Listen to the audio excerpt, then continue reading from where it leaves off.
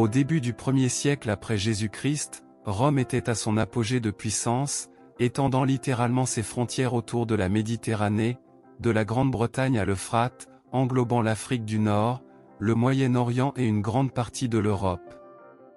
Un récent changement avait consolidé ce pouvoir illimité entre les mains d'un homme, provoquant la disparition lente, voire la disparition des anciennes institutions de la République. La lumière des dieux brillait désormais sur les épaules d'un homme nommé Octavien. Derrière cette aura, il se démarquait comme une figure invincible. Cependant, les vents froids du nord s'apprêtaient à transformer les terres inconnues et effrayantes de la Germanie en une nouvelle tempête pour les Romains.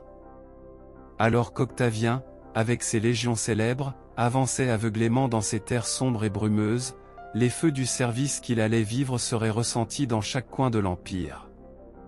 Le destin d'Octavien fut scellé en 31 avenue Jésus-Christ sur les côtes ouest de la Grèce, lors d'une bataille navale qui changea le cours de l'histoire romaine. C'était une bataille navale qui vainquit la flotte égyptienne et marqua la fin d'une guerre civile de plusieurs décennies. Peu de temps après, on apprit que Cléopâtre s'était suicidé. Celui qui les avait vaincus était désormais le nouveau maître du monde romain. Un silence profond commença à se faire sentir dans toute la Méditerranée. Les gens, bien qu'incertains au début, finiraient par être convaincus que la guerre civile de plusieurs décennies avait enfin pris fin. La révolution romaine initiée par Jules César touchait à sa fin. Désormais, une période de paix, de stabilité et de prospérité appelée la Pax Romana prévaudrait pendant 2 siècles. Cependant, pour que cela se réalise, Octavien devait agir pour renforcer sa position. Son premier mouvement fut un peu différent de ce qui était attendu. Lorsqu'il retourna à Rome, il annonça qu'il abandonnait tous les pouvoirs et l'autorité qu'il avait acquis pendant la guerre civile au Sénat. Pour un homme aussi ambitieux, cette décision ne fut pas prise facilement. Bientôt, le mal commença à rôder parmi les colonnes du bâtiment du Sénat, révélant l'image ambiguë de ce que cette décision avait coûté.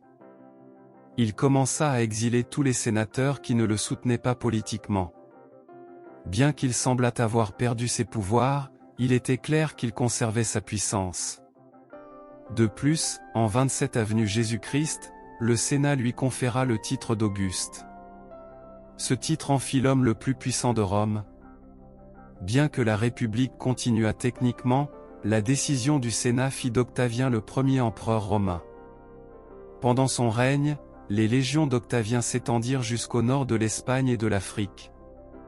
Les frontières orientales de l'Empire furent sécurisées grâce à un traité de paix avec les Perses. Les frontières nord étaient plus incertaines et sujettes à des changements. Avec la conquête de la Gaule par Jules César, l'Empire romain avait atteint ses nouvelles frontières naturelles s'étendant jusqu'aux rivières Rhin et Danube. L'inconnu au-delà de ces frontières terrifiait même les légions romaines. Derrière cette image terrifiante se cachaient les désirs sanguinaires des tribus germaniques qui ne montraient aucune retenue dans leur sauvagerie, du moins c'est ainsi que certains historiens romains jugèrent approprié de décrire leurs contemporains du Nord. Pendant la période augustéenne, la Gaule continua son développement en tant que l'une des provinces les plus récentes de l'Empire.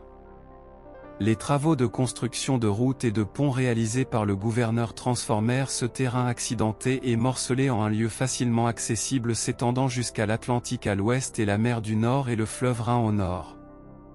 Ces efforts attirèrent bientôt l'attention des élites romaines sur les terres sauvages au-delà du Rhin.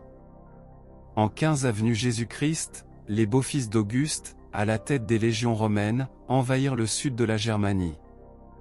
Les attaques dans la région continuèrent à s'intensifier jour après jour. Finalement, le sud de la Germanie fut encerclé par les légions romaines. Lentement mais sûrement, elles avancèrent vers le nord.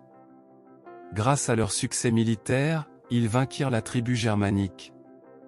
La Germanie se transforma enfin en une province versant un tribut à Rome. Toutes les tribus de cette région se rendirent une par une.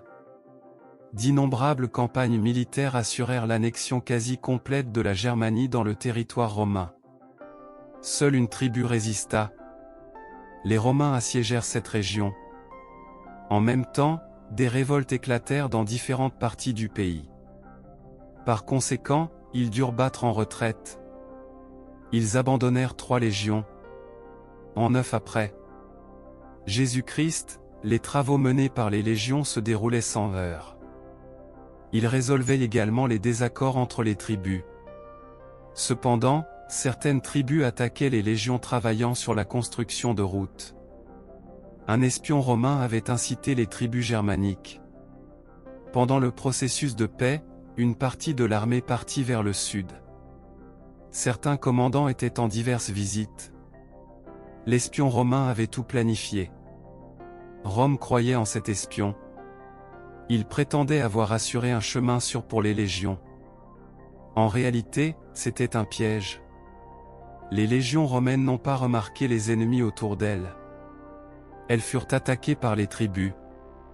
Elles perdirent leur guide dans la forêt de Teutoburg. Une forte pluie commença. Elles restèrent bloquées dans la boue. Elles essayèrent de s'échapper.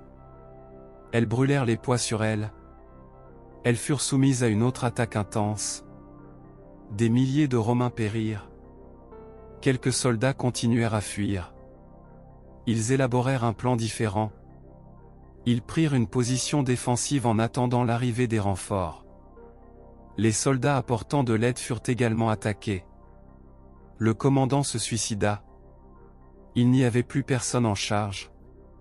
Les soldats continuèrent à se suicider. L'espion romain abattit les soldats restants par derrière. Toutes les légions furent complètement annihilées. Elles ne furent jamais remplacées. Les Romains parvinrent à se rétablir 6 ans plus tard. Lorsqu'ils retournèrent sur le champ de bataille, ils virent qu'il était rempli des ossements des soldats romains. Ils enterrèrent tous les ossements avec des cérémonies.